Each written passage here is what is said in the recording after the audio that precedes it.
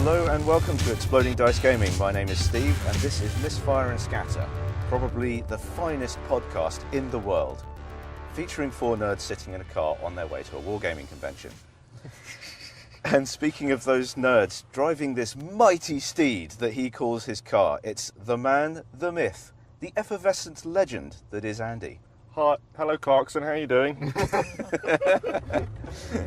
And sitting next to me in the back, wreathed in a cloak woven from the souls of enemy and ally alike, the man who must never be allowed near heavy artillery again, it's Tom. I am friend and enemy to many cotton fields, it's true. And finally, last but by no means least, riding shotgun, we have the international man of mystery himself, the enigma wrapped in a riddle and hidden behind a fridge that calls itself Paul. Morning. Seriously, how much coffee have you had this morning? Absolutely none. Okay, how much energy drinks have you devoured? None either. I've literally just woken up, showered, put some clothes on and come here. Here is in Andy's car, and we are currently on our way to Salute. So this is kind of our sort of second yearly tradition, in addition to going to Warhammer World at Christmas time. And if you haven't been able to tell, I am super excited for this, because Salute is, well, it's many things, but it's obviously a good day out, but it's also, for me anyway, it's an opportunity to buy stuff related to the hobby that's not actually sort of Warhammer and Citadel stuff. Because of where I live, there's not any independent gaming stores within sort of comfortable driving distance. So this is a good opportunity for me to go and buy things in person that might be related to other games, so like Infinity or Drop Zone Commander, things like that. So what are you guys particularly looking forward to at Salute this year? Well, we're going to do some interviews for the first time, so that's going to be good fun. Looking forward to, as you say, getting the opportunity to buy some stuff that isn't GW related, because that's pretty rare. I'm looking forward to seeing whether my my stealth practice has been beneficial. Oh yes, Andy's convention stealth buff. I don't know, I'm 6'3". How can you lose me? To give some context to this, the last few times we've been to Salute, people just keep walking into us whenever we're near Andy. Now, I'm reliably informed that that's just a con thing, but I maintain that it's Andy's fault. I've also found it almost impossible to keep track of Andy at Salute. I understand that if Andy sees his own shadow, Salute will go on for 2 more days. Ah, right. Okay, well, we must ensure that Andy sees his own shadow then. But yeah, it's rather confusing. Being 6 foot tall and ginger, you'd think that he'd be really easy to spot in a crowd. And most years I'm wearing a bright green jumper. What about you, Paul? I think it's just all the, as you say, the things that we don't normally get to see, the new stuff, and just having a mooch around for anything different. Yeah, it's going to be exciting. Well, I say exciting. It's going to be really useful to actually see the stuff you're buying and get your hands on it before parting cash. It's the only problem with internet shopping. It's great. We've got convenience. We can buy anything from around the world, except that do I really? Don't know what you're buying. Well, you don't really know what you're buying. Yeah, it's like you can buy some stencils for airbrushing, Steve. But it would probably be really useful if you could actually, physically see the sizes of the stuff that you were buying before you did, because otherwise, that really awesome scale pattern that you might buy for, say, a Raider or something, and it comes up and it's probably better suited for the size of a Titan than anything else. Yeah, I've had that previously where I've bought stuff online and it's been the wrong size or just not quite what I was anticipating. So being able to actually get your hands on things is before you buy them is quite nice. And it's not just about the shopping either. We're also going to get in a few sample games, hopefully. Yep, that would be good. I'd like to get a test game over Infinity in again, just so that we can see if the way we played Infinity last time is actually how it's meant to be played. need. I'm pretty sure we were playing that completely wrong. Yeah. So that would be helpful. Yeah. And there's a few other games that I'm curious about. Weird West? Wild West Exodus. That's the one. Yeah. Wild West Exodus. Oh yeah, you have a thing for Wild West stuff, don't you? Yeah. It's also pretty. It's also sci-fi. Yeah. Yeah, the minis for it look amazing, and I'd like to see if the game matches up before I invest in it. Yeah. Awesome. So, what kind of things are you guys looking to actually buy? Because this is essentially an exercise in capitalism. I know that for myself, I'd like to get a battle map. Salute is a really good opportunity to get scenery for me as well. I bought some really cool looking scenery last year, and I'd like to do the same. There was some laser cut MDF stuff which I've had to paint myself that I think has turned out quite nicely, but also some of the pre-painted plastic art stuff. I think that's worked quite nicely as well. A couple of miniatures for Infinity and Drop Zone Commander I'd quite like to get. And then maybe just some sort of brushes or supplies or any other stuff that I think might be kind of interesting. I've given it a lot of thought, and I'm pretty confident that I'm going to buy all the things. All the things, right? Awesome. Yeah, that's my plan. Yeah, I think I'm going fairly open-minded, but probably much as last year, looking for something as a new game, just something different. Yeah. That was when you was it last year when you discovered Drop Zone Commander? Well, last year I brought Drop Fleet and played Drop Zone. Yeah. Oh right, yeah. Actually, that's one that I might be kind of interested in having a go at is Drop Fleet. I'd like to see it in action. Yeah. I think the ships look really cool. Salute is one of those definitely yearly things where you go, oh great, it's coming, all that new stuff. Wait, I haven't even finished with the stuff I bought last year. Who cares? Yeah. So what about you, Andy? What are you going to get? I'm definitely going to try and pick up a battle mat. I need something to match the bases of my knightly house that I'm creating. Other than that, it's probably going to be terrain. Specifically mostly terrain for Drop Zone, and because I really want to start playing that more. And then it's going to be fairly open-minded. What's there that's shiny? Is there any good deals on? That sort of thing. I'm quite looking forward to doing the interviews as well. I think that's going to be quite fun. Oh yeah, that's going to be very interesting. Yeah. I'm hoping we managed to get some stuff out of the various people we have interviewed that they might not have told anyone else. I think that's unlikely, but it would be nice if we did. It's unlikely. We'll go in there. We're hard-hitting journalists. We'll expose the conspiracy at the heart of their organisations. Yes. I mean, we've been exceedingly professional. I'm just waiting for us to, start making clown noises as soon as we start recording. We've used up all the professionalism now. I mean, we're wearing matching T-shirts with branding and we have branding and everything, business cards, and we've actually forewarned people that we're coming. And is it okay? Yes, we have permission as well, which is good to have. Yeah. I hear you need permission for all sorts of things. Well, it depends. I mean, if you happen to be a Slanesh player like myself. No, Steve, no. Even then, permission is needed prior. Oh yes, of course. Keeping it safe, sane, and consensual is what I'm all about. So, moving on. What are your guys' most memorable gaming experiences from the last year? For me, I think Andy's eyes have just popped out of his head.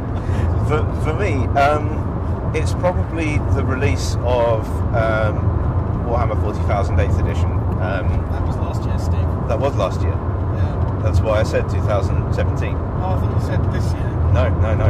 In the last 12 months. Yes, in the last 12 months. We did a sort of a weekend-long gaming session, which was pretty awesome. and it was really, really warm that weekend as well. I think that was like the hottest weekend of the year. So there was sort of... Steve, Slanesh player, let's not go where your thoughts are going. It was like... So there was 5 guys in my living room all kind of sweating over a gaming table. Trying to break a game. And then... That did not sat in the garden having barbecue. I think that's probably the... Yeah. But no, it was a good weekend. I think that's the thing that sticks out the most for me anyway. So what about the rest of you? So I guess you've taken the really obvious one, because the release of Warhammer 40k edition has been the big one for us. Aside from that, which would obviously be my main one as well, going up to see Mike participate in the GT was pretty good. He didn't unfortunately finish in the top places, but the games that I saw him play, he was on top form. And next year, obviously, we're going to have to hang around for the entire thing so he can actually make it a playthrough. Are you saying we're going to have to, get a hotel in Nottingham and actually? Cause I'm not doing that drive twice. The GT was fun. It was interesting to see the very heavy tournament side of it.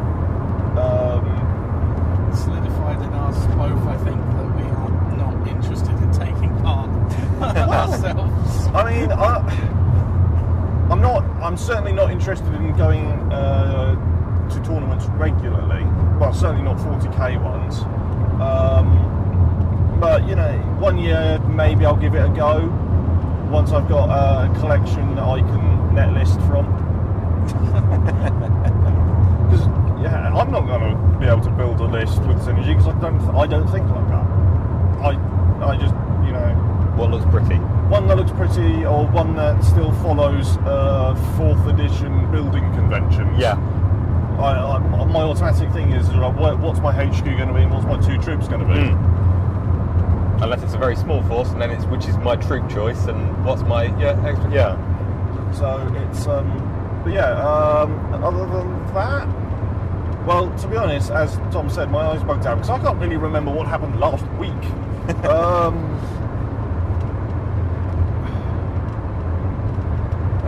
The Christmas game was quite fun. Yeah, me. That's true. Actually, that was quite good fun. Warhammer World. Yeah, it was really good to get a really powerful model on the field and dominate with it for once instead of being dominated. Yeah. Gilliman, who basically ends up acting like a greater demon for Imperial forces. Oh yeah, there's no denying it.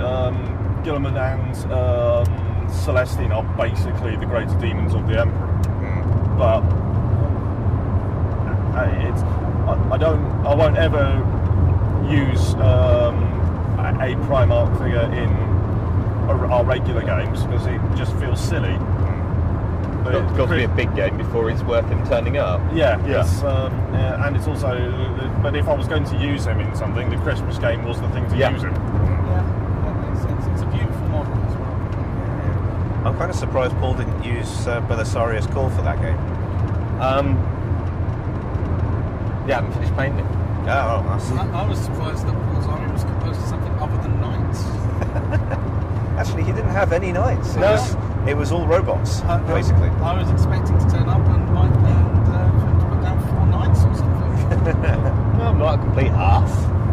We did only limit ourselves to 1,500 points each. So you had only gotten 3 of them in there. Yeah. So maybe this year now he can have 3 knights and 2 baby knights. Yeah. So, what's your most memorable experience then from the last year, Paul, in regards to gaming?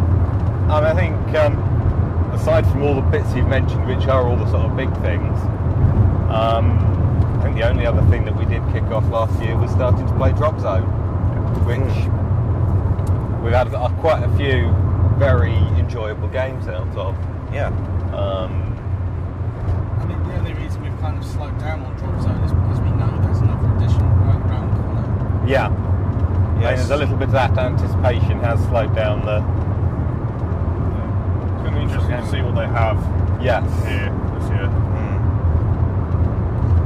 Yeah, I'm looking forward to the next edition of Drop Zone coming out. I kind of wish that they were going to be releasing it today, because it seemed like it would be the perfect opportunity for them to do that. But I think that was the initial plan, but then they went, if we're going to do this, well, let's do this right. It doesn't matter. People know it's coming. It doesn't matter how long it takes for it to come out. rather than rushing to meet an arbitrary rather than- deadline. Yeah. I mean, there's not a lot wrong with the current edition. No. It's just that it's spread out over 3 or 4 books, which isn't, considering that I'm used to core rulebook, codex, event book, supplemental codex, and per army, and then allies codexes, depending on what you're playing.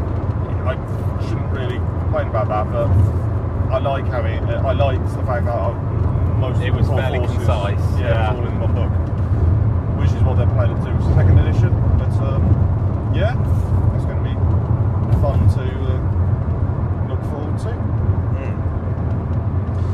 So, what game are you guys looking forward to playing or trying the most, either at Salute or sort of upcoming in the next few months?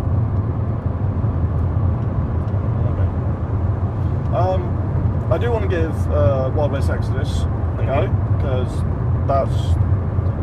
that looks very interesting. Other than that, it's what's there. I know that there's always some very interesting participation games and one-offs at Salute. Demos, I don't know, because a lot's changed over the last year in the industry. So it's like what's coming out, what's going to get previewed. It's going to be a case of what we see. I mean that's half the question, is we're not quite sure what's going to be there. I mean, there's 2 or 3 games on the horizon that do look interesting. And Star Wars Legion looks interesting. Whether we take it up or not is an interesting question. I'm not going to deny the models are pretty, but I don't. It's just I always think that, and as I've said many times, if you're going to do a Star Wars game, that well, certainly Fantasy 5, if they were going to do another Star Wars war game, why did they do it at the scale that they have chosen, which is about 32mm, when they've already got Imperial Assault, which is a 28mm game. So at the moment they can't, you can cross models over, but it'll look weird. And people are going to want to play with AT-ATs and vehicles of that scale. If they'd done the Star Wars in the same scale as X-Wing, then they've already got a huge amount of air support already in. People already have a buy-in there. They go, well, I might as well pick up, I've got X-Wing, I might as well pick up the starter box and see what the game's like. And you can do massive conflicts and massive models without breaking the bank too much, either in production or on player. But that's just my. That's just also my want to do small scale gaming. Yeah, these are the epic scales are. This is me with still waiting for Adeptus Titanicus to drop. Yep. See, I'm vaguely curious about Legion from a mechanical perspective. I think the way they're doing the initiative system is really cool, and not necessarily being able to activate your units in the order you want. I think sounds really interesting from a wargaming angle. The issue I have is that I'm not a huge Star Wars guy. I thought you were the biggest Star Wars fan. I like Star Wars, I like the movies, but then taking it beyond that, you struggle. Yeah, I'm not particularly interested in the exact gear and army composition of those forces. I think also Star Wars is very binary. You've got Empire, you've got Rebel. That's it. Plus, they've gone with the original trilogy for the start, which is fine. But actually, of characters that I'm interested in playing with, it would be the new guys. And Jar Jar Binks, so I can rush him suicidally into horrific situations over and over again. Andy, pull over, and so that I can kick Tom out. No. In fairness, it was to murder Jar Jar Binks. Well, yeah, okay, fair enough. I'll let you off in that case. In terms of games I'm most interested in, I'm not expecting to see it at Salute, but the one I'm really excited for in the near future is Shadespire. Ah, yeah. I think Shadespire could be really, really interesting as a game from everything I've seen of it. Yeah. We just haven't got around to actually playing it yet. I think they need to release some more kind of teams for that. To be honest, they've got what Stormcast, Khorne. Twice. Yeah, well, okay. It's a cycle thing. So Yeah. it's as I said, as I mentioned last time we spoke about it, it was it's the Magic the Gathering cycle. You've got they released a red deck and a green deck, and now they've released another red deck and another green deck. That's the argument I'm hearing. But so they've got that, they've got Skaven, they've got dwarves, they've got undeads, they've got orcs, and is that it? I think that sounds about And now they're into the next cycle of the different Stormcast and different Khorne. Yeah, I think Steve's mostly just upset that they haven't released a Witch Elves army.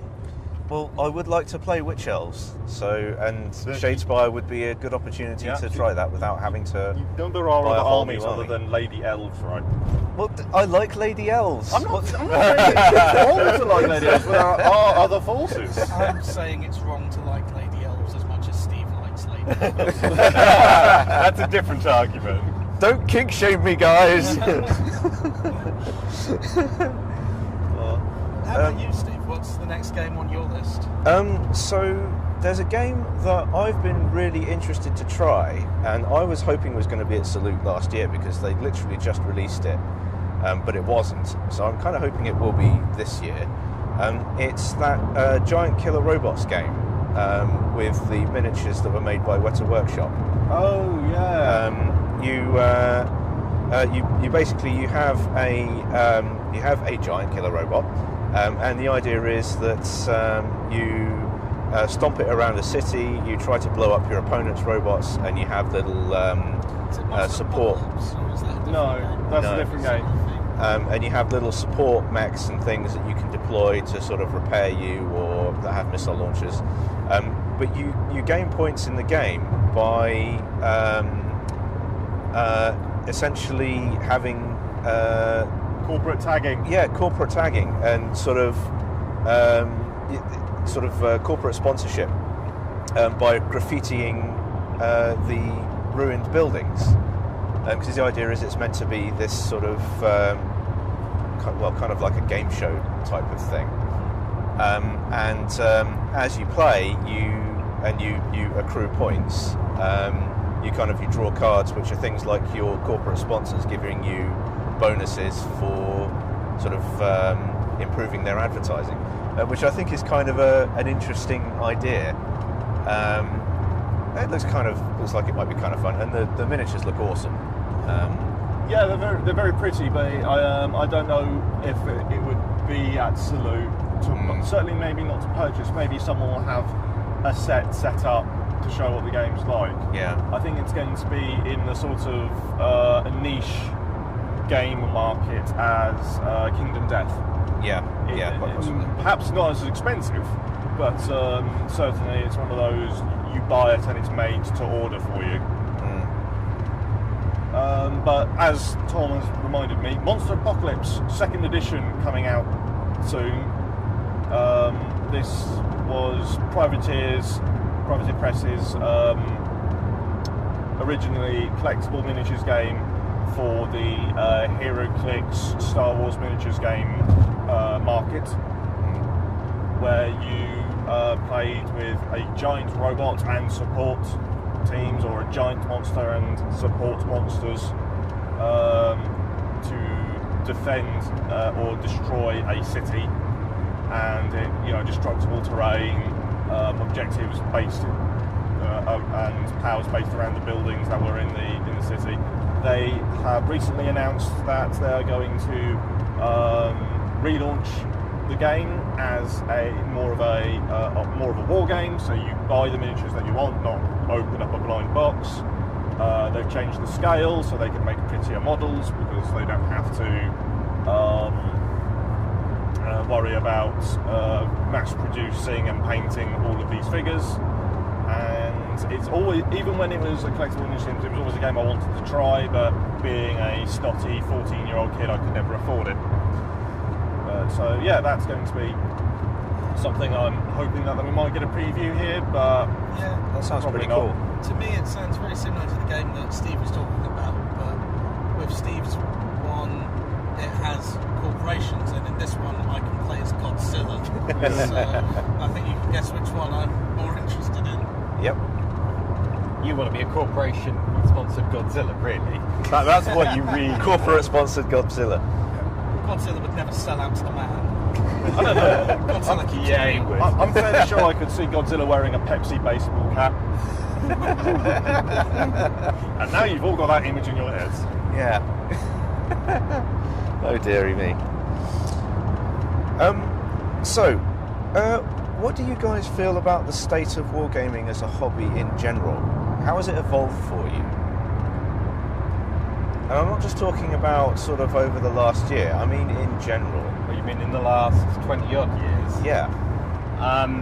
I mean, has it, in your sort of mind, has it kind of been an evolution for the better? What kind of changes have there been? Turns out there are games other than Warhammer. Well, Yeah. I was going to say, if you go back to Dom, when I was young and innocent, you really had a choice of Warhammer. Because that was what was available on Well, shop in high streets. even in the independent stores, there wasn't a lot of other choices, and then you move on, and there were other choices, but they weren't necessarily either as good or they were expensive and not supported. And now you actually have a lot of choice. And there are a lot of very pretty images that are still affordable by wargaming standards. Yeah, I think that's a big thing. Is the fact that technology has evolved means that you can get much better looking miniatures now than you were able to when I first started. Infinitely better. Yeah, and miniatures that go together easily as well. When you can design them on a computer and sort of slice them up and. So how's that helpful there, Steve? Well, I was going to say it's not that that is actually the type of model that you would never really be able to make In metal. sort of. Yeah, well, the initial sculpting of it would be so freaking awkward because it's all just blades and axles and spindly bits. The only way you could really make a model like that is by using sort of computer-aided technology to do it. It goes together perfectly fine. It's just bloody complicated because it's just all bladed sort of wheels. See, from my perspective, when I first got into gaming when I was a young lad, When I were a young lad, it was very much about playing the game, and that was it. And then as I got older, I fell out of wargaming for a very long time because I was largely interested in role-playing, where I could tell stories, because that's what I like doing. And I feel like over the past few years, there's been much more of a blend between those two communities, and that now almost every war game that you put down on the table is looking to tell a story. It's not looking to just be a war game outside of those specific tournament environments.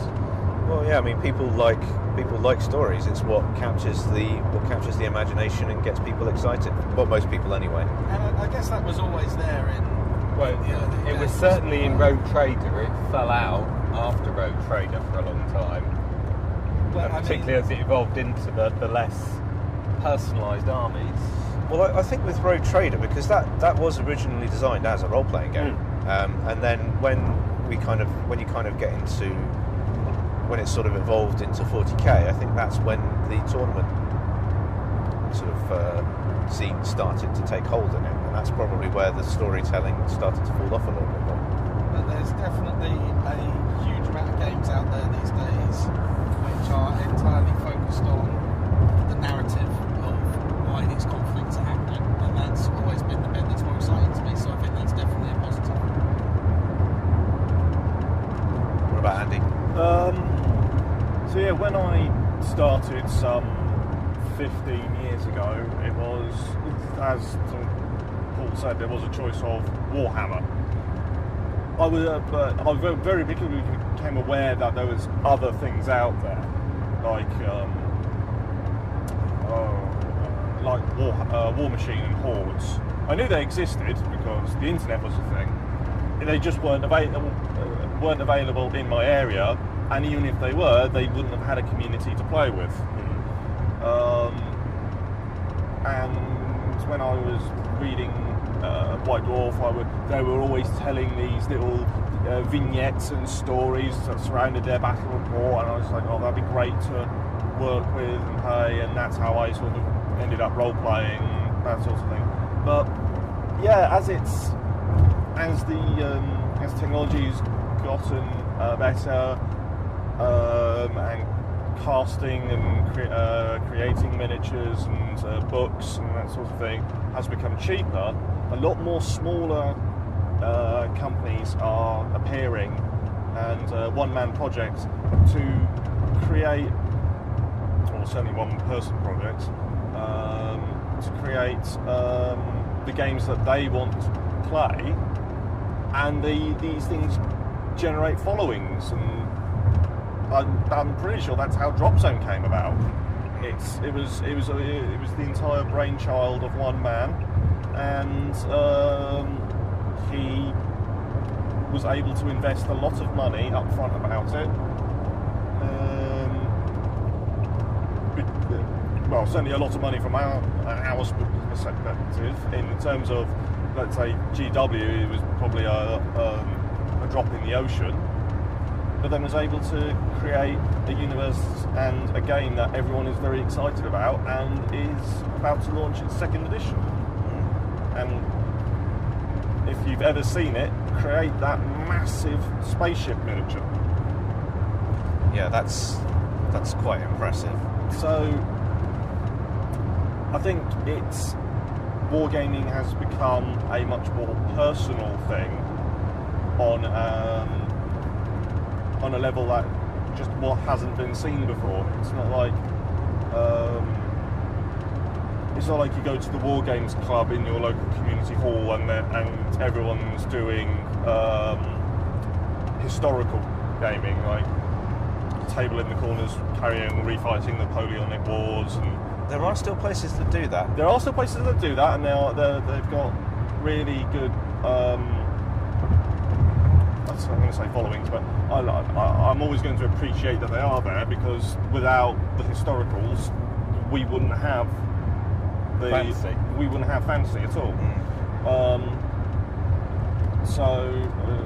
And from there, sci-fi, but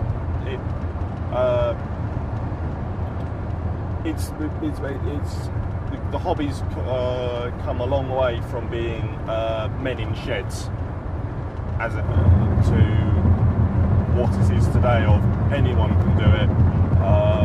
I've seen so many stories on places like Reddit and forums about parents and their children, as young as 3 or 2 or 3, sitting and painting models together and creating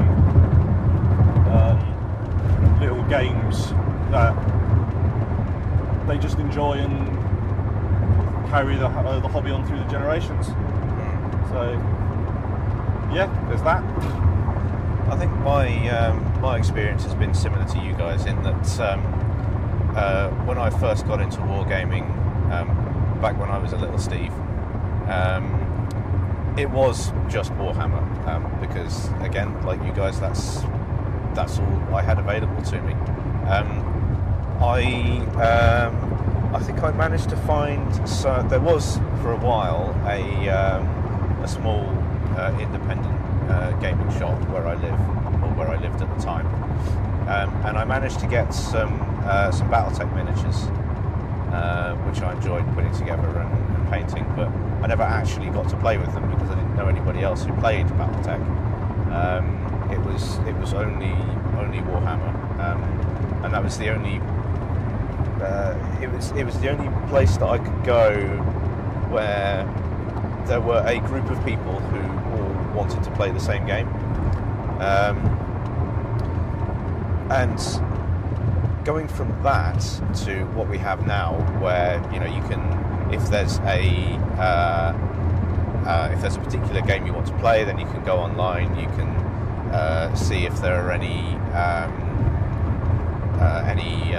wargaming clubs that meet near you, and you can contact them and see if anybody else wants to play. That it's much easier to play different games now, certainly for me, than it used to be, and the choice of different games out there is much more impressive now than it was. Again, I think the majority of that is down to how technology has improved. The production process for miniatures, and the fact that it's now cheaper to do that sort of thing, to sort of print out rule books, and I mean, you have the occasional game where, and this is really more for role-play games than war games, I suppose, but it does still happen for war games where they have their rule books electronically. They just create a PDF, which is free for people to download. I mean, last year at Salute, we got given a rule book for Wild West Exodus free for signing up to their newsletter, and you'd have never really had that previously, I feel. Granted, the costs of things to the consumer would have probably been, in fact, they were definitely lower back then. I know that Games Workshop's kits, you used to get a hell of a lot more for your money than you do now.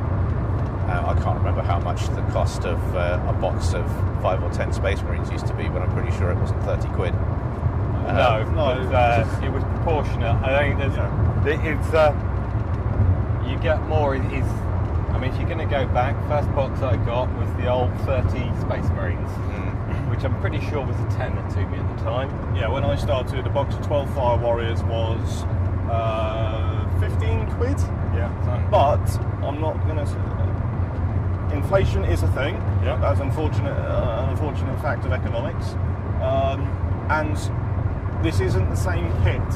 Yeah. These aren't the same kits that we had all those years ago. These are brand new retooled models. They are much more detailed. If you're just better going on kits in general. by number of figures, 10 Space Marines or 12 Fire Warriors, then yeah, the box is more expensive. But if you just go by the sheer amount of plastic on those sprues, the amount of plastic that's gone into each sprue is basically doubled. Because of the detail is just, say, it was the 30 Space Marines, that was my first box set. The detail and the size of them compared to the Space Marines you get now doesn't really stand up to any great comparison. I have very fond memories of my orcs who are all holding their axe and gun at the exact same pose. With the all wearing the same hat with the 3 spikes. Yeah. And presumably you painted a little drip of red on each spike. Yeah. And each axe. And each axe, yeah. And goblin green bases. Yeah. Yeah. Goblin green bases. No, it's not as pocket money friendly as it used to be, although given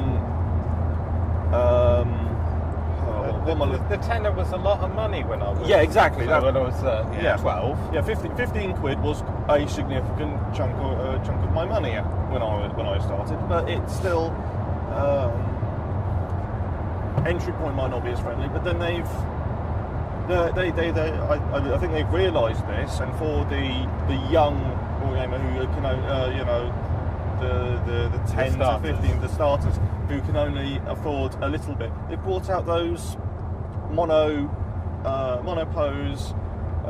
easy to build kits. Oh yeah, the push fit ones. The push fit ones that are basically expansions of what you can get in any of their starter sets, and they have a range of starter sets. So instead of, it'd be cool for them for new players wanting to play Eldar, or new players wanting to play Seraphon Lizardman, but getting, their parents have bought them the starter set because that's where you start. And it's like, yeah, you could jump over to that, but you've already got all these models and you've spent time painting them. Why don't you just expand on them a little bit and giving them the option to go, I want to go and get some more models to paint this weekend. Okay, so they're not going to be as adaptable or pretty as, say, a regular box of Space Marines. So there's not a lot in it in terms of aesthetics. Not a lot, but there's a little bit. Options. That's what I was. That's what I was thinking. But I think that is one thing that you do see a lot more with the kits now, is the actual options are fairly limited, because the way they've been sculpted, you don't have those universal joints on the arms and stuff to actually get different poses. You are a lot more restricted than you were. There are some exceptions to that. Most of the some of the newer kits, I don't know actually. With the Dark Eldar in particular, they are designed in such a way that you can swap arms between basically all of the kits and make something that looks unique. But that's obviously not quite so much of the case for, Tau. The Skitarii, you're quite restricted because certain combinations won't fit.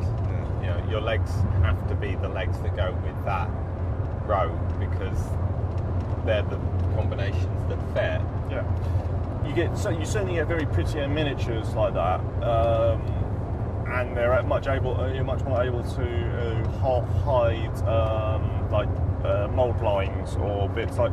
It's like when I was building Gilliman, his legs came in about 15 different pieces, but that's because the way that they had cut up the kits in design made it so that just by gluing it together, you would hide all of the sprue lines and the mold lines. Yeah, it was a very friendly kit to those who aren't very good at cleaning.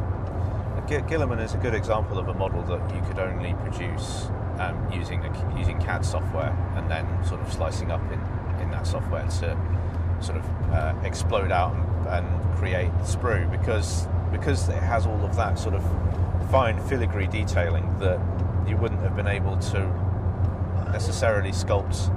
Where you could sculpt, but you wouldn't then cast. You wouldn't then be able to cast it, or at least not cheaply enough in order to mass produce. Yeah, I'm not so sure on that. I'm fairly sure that the Perrys, if given the chance, would have done a good job. Maybe not as intricate, but you would certainly have gotten as much filigree as they would have fitted. It's working the moulding, not the generating the first sculpt. Yeah, if you get someone who's of that talent, they can sit down with a blank and produce something beautiful, and they're then turning it into something that they can churn out. Yeah, in a way that makes it cheap enough. In a way that makes it cheap enough to mass produce and sell to people. Yeah, and I think the interesting thing to me is because there is a lot more choice in terms of war games now. There is an exponential amount of more choice now compared to how it used to be. But Games Workshop is still the entry point for the vast majority of people new to the hobby, simply because of the sort of the ease of distribution. I'm not so sure that's necessarily true anymore. I think it is here. I think if you go over to the States, you'll find that the latest generation of wargamers are coming in on the back of X-Wing, That's true. Star Wars, Armada and Legion. I mean, that might just be my experience because, I mean, as previously mentioned, there's not really any sort of indie wargaming stores near where I live, so... I think you'll find Fantasy Flight have put a lot of pressure on Games Workshop over the past few years with their Star Wars games, and I think that's good. I think it's encouraged Games Workshop to up their game. Well, it has meant that they've had to make an effort to compete, which is always a good thing. I've also heard a lot more buzz around games like Infinity and even Drop Zone, though Drop Zone's still quite niche. There's definitely more awareness of these niche games now, which I think has to be in the back of G-Dub's mind on some level. Well, I think it is, which is why they've started going back to some of their previous games like Necromunda and Blood Bowl and bringing those out again. Those specialist games that they sort of hold the attention when you want something different. Yeah. I mean, you're not totally wrong, because I mean, they are still very big in the industry, and I mean, their release of Warhammer 40k8th edition basically killed Warzone for us. Yeah. Warpath. Yeah. Mostly Which because is they nicked most still of a the very rules good from game. it. Yeah, it's a great game. Well, I bought the books at last salute. I read them. They were great. I was looking forward to doing my army, and then 8th edition dropped, and it was just like. It's like, well, it's this pretty much- fills exactly the same niche, and Yeah. it pretty much answers all of the problems I had with 7th edition. Yeah. I still maintain that 8th edition is the best edition of 40k I've played so far. I still quite enjoy it. Well, I mean, let's be honest, if we didn't feel that way, we're not freshers. We'd go back to the edition that we wanted to play. Yeah, I mean, I Or still just have all my pick 7th something edition different. stuff. Yeah. Or as you say, pick something different because there are so many more choices out there. So what projects are you guys working on at the moment, and what are you most excited to start for your next thing? So for me at the moment, I've been working on an Imperial Knight. Copycat. Basically, yeah. Andy started putting together a sort of a chivalrous Khorne affiliated night house, and I really liked that idea, so I thought I'd make a counterpoint in a Slanesh one. I've used it as an excuse to try out some new painting techniques that I haven't done before, and I'm quite liking the results so far. I'm excited to finally finish that off. It's almost done. I'm just waiting for some fine liner pens to arrive so that I can write the name on and do a couple of additional little details, and then I can finish that off. After that, I want to get some more demons put together. I've started, as Tom previously mentioned, I started working on a Hellflower. I've got a second one of those to put together as well because I bought the Star Collecting set for the Slanesh demons. So I've got some more demonettes and some seekers and stuff that I've put together. And I've also I used the Melisai kit from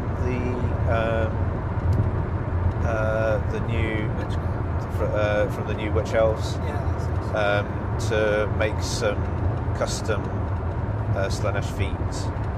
They're going to look good when they're done. Hopefully, yeah. Once that's all done, then it's going to be time to work on my Dark Eldar again.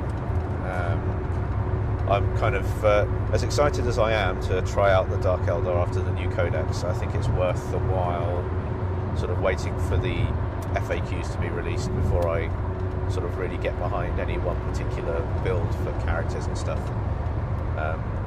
I have a strong suspicion they're going to be receiving a nerf, because some of the stuff you can do is just ridiculous now. So I'd like to wait for the FAQ before I start playing with them again properly. But that's okay, because I've got stuff to keep me busy until then. Yeah. So what about you guys?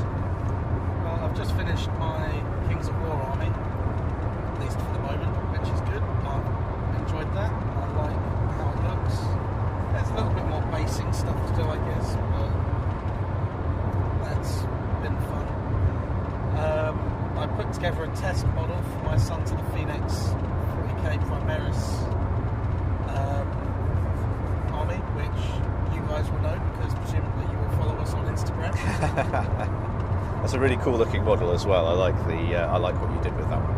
Yeah, I did it as a kind of palette cleanser because I've been working on a lot of demons recently, and I've still got a lot of demons to do, but I'm kind of sick of doing demons because it's basically all I've done since the start of the new year. So I'm probably going to back off from that a little bit and come back to it. Sooner or later, you need a bit of a change, don't you? Yeah, I put together more drop zone stuff that I haven't painted yet, but really I've been holding off on committing to any big projects because I knew we'd come to Salute. And there's almost certainly going to be stuff here that will inform what I'll be doing for the rest of the year.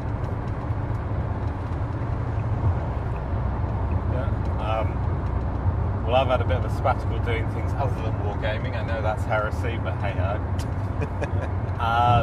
It's nice to have a break. Yeah. You mean you have a life? I have a life. I have friends that don't paint toy soldiers and talk nonsense to each other.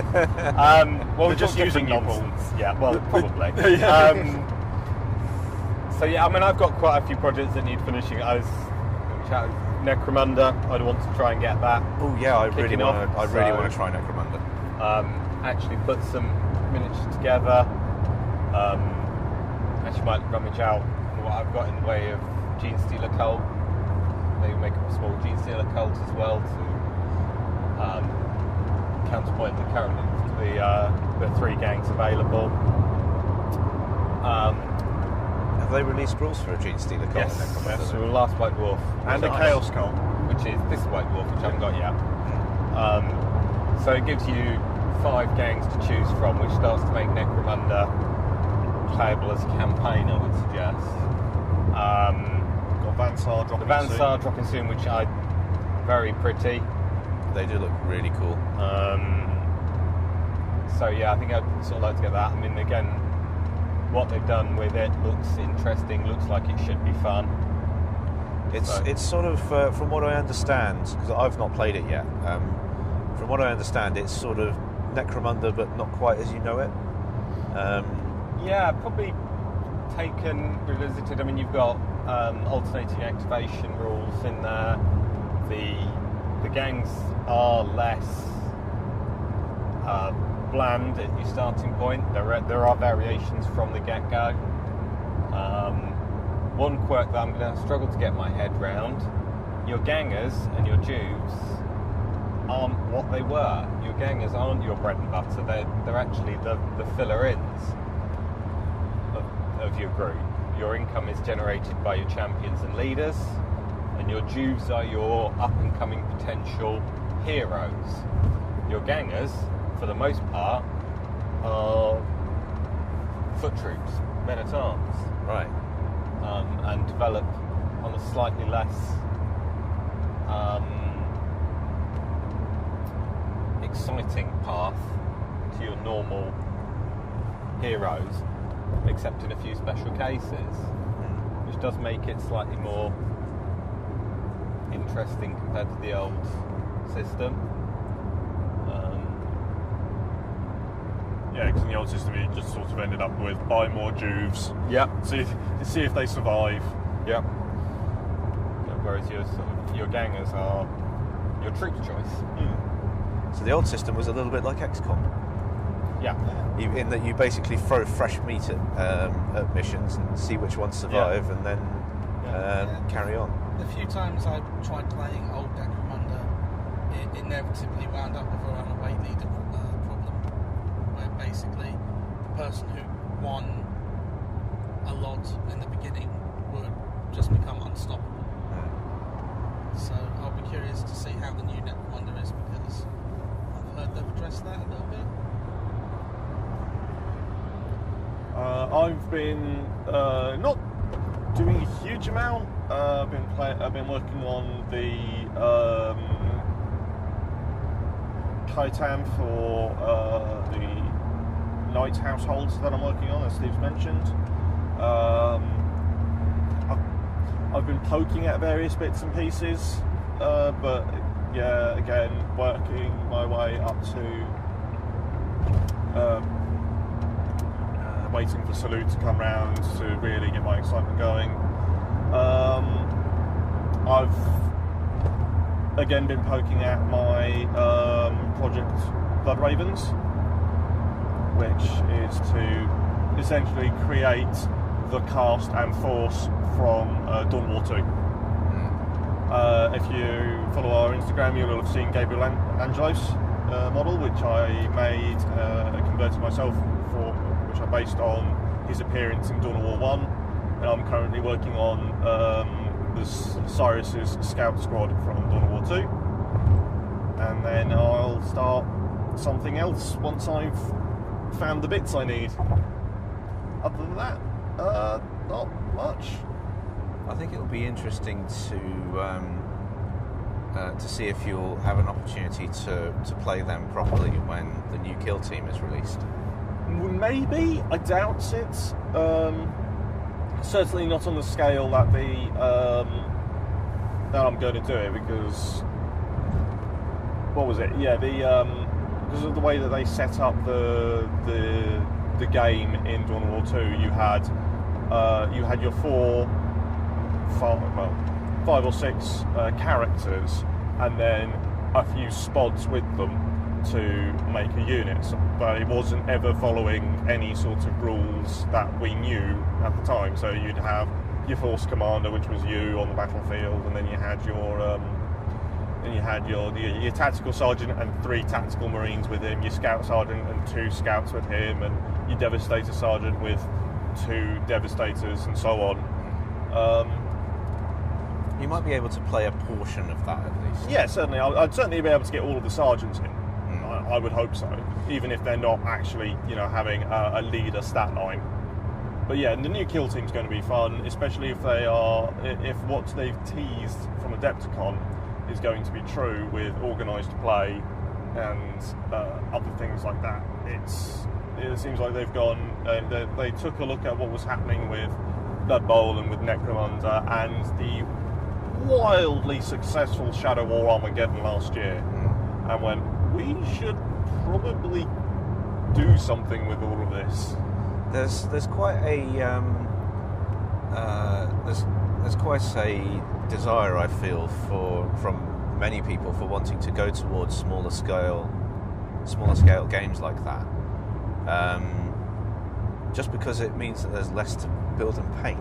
It's not even that. It's the playtime. Well, Yeah. It's playtime, but also it's whilst it's fewer models to build and paint, you can put the same amount of time and effort as you would into the 50 models you would do otherwise, into doing 10 really impressive. Yeah, and no matter how and also and then each model you can put a lot more personality into it as well. And you can also jump between things. Like in Shadow War, it was great because you had people trying out forces. You want to try out Tau? Play a game of Shadow War. Here's a box of Tau. Here's a box of Fire. Play a game of Shadow War with Tau once. I mean, yeah, but that's just you, Steve. That's just me and my inability to roll above a 4 to hit. Yes. And then I know a few people from our local shop that that people were picking up a box of Skitarii because they were interested to see what they were like, and then they could paint them. It gave people a reason to buy something out of their army, just because, it's like, oh, I only need a squad, and next thing they know, they've bought 15 knights. Yeah. How many knights do you have now, Paul? I've got 7? 4 of the standard knights assembled with one in the box, who will be a paladin at some point. Mm-hmm. So I've got one of each flavour of the standard knights. The Aspros, whatever his name is, the black hole cannon from Forge World, which I got at Christmas, and I've got 2 of the mini knights, Armigas. Yay, Armigas. That's a lot of knights. Yes. Not enough knight. Not enough knight. Need more mini knights.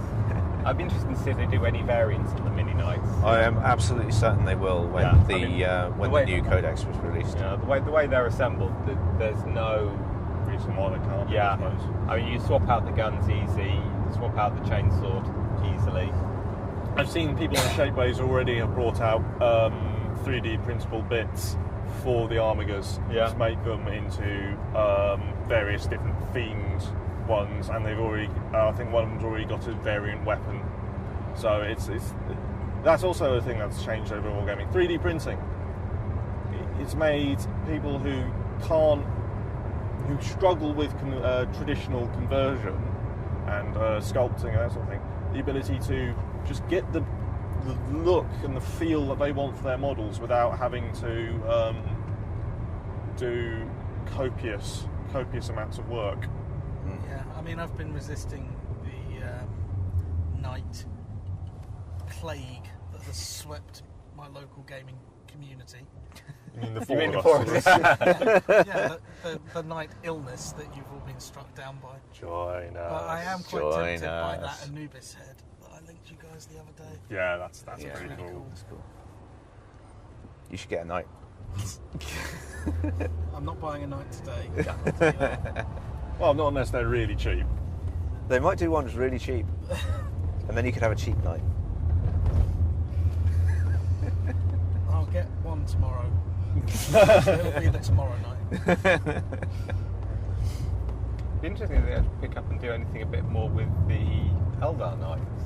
Because the idea of Eldar Knights as more of a group would be interesting. The Yeah. Brave Knights. Because Beyond that as well. because the your first iteration when Knights came about, it was Imperial and Eldar Knights.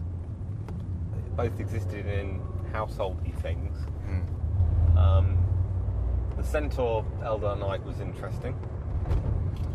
Oh yeah, that was I just had an image of that pop up in my head. Yeah. It's probably because I said Centaur Eldar Knight. Well, yeah, no, it's one of those things that I remember from way back in the day, but I've only just remembered it now because you mentioned it. Yeah. But yes, sort of to develop those as more of an equivalence. Because again, I think they would make very interesting battles.